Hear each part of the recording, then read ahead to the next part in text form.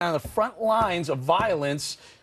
Talk to us about empowering gangs. Being a retired New York City detective where guns were killing thousands of people a year in New York, this is the craziest thing. And this is between $20 and $30 million. That's very, very slightly estimated of what they paid with the Honduras, also the Mexican. So you're telling me that our Attorney General had no knowledge of this? I have a real problem with that. Also, why don't we just buy some heroin and bring it to our streets of this New York City and all our inner cities? This is the most ridiculous thing I've ever heard. And right now they should be getting down, putting them, frying them on the congressional committees there and find out. You can't tell me that Attorney General Holder didn't know about $30 million spent in buying guns, sending them to Mexico and Honduras. This is a disgrace. It's horrible. Congressman Issa from California as well is on it. He's actually had Eric Holder testify on the Hill, at which point he said he didn't know about it. Is it possible that the guy who heads up the ATF, the FBI, the DEA didn't know that all this was going on? You wouldn't think so. I mean, certainly you would expect some accountability here. I mean, this happened through sales in California and Florida. Certainly that would be something that would rise to the administration's level. The same thing with, what we dealt with the SEC.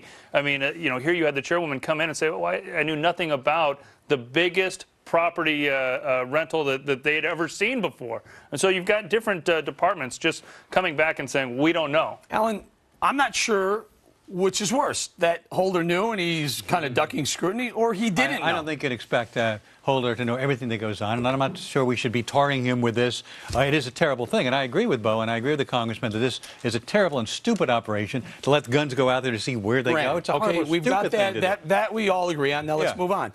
Yeah. Well, how does Holder not know I'm really about glad to hear conservatives want to keep guns out of the hands of people for a change. But let's talk about the ATF, the DEA, and the FBI. Right. We have a temporary head of the ATF. To the Department of Justice and who heads that. Correct, but I think we need to know exactly who signed off on this, who knew about it, and not automatically presume because we don't like the Obama administration. Alan, if you're heading the Department of Justice, is this something you'd like to know about? Absolutely.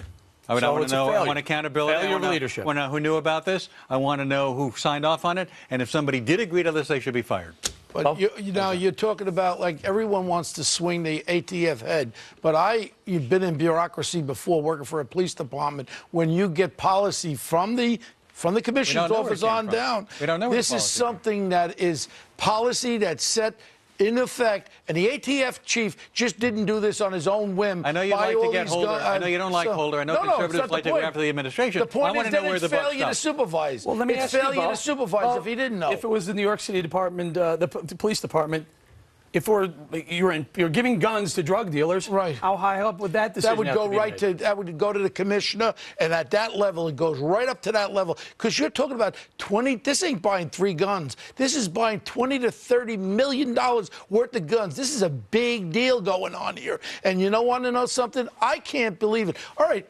Oh, Holder didn't know about it. Well, how about that? He should have known about it, and he's responsible. Maybe not. I don't think you can expect him to know everything that goes on in every department. This is really an ATF. But he knew about those Black Panthers that were stopping people from voting. Remember that case? Yeah. He knew about that, Alan. People were not stopped when from voting. people weren't allowed to go in and vote. Nobody claimed they were stopped from voting. Oh, well, that was a phony. You're bringing up a phony issue. Last question, Congressman.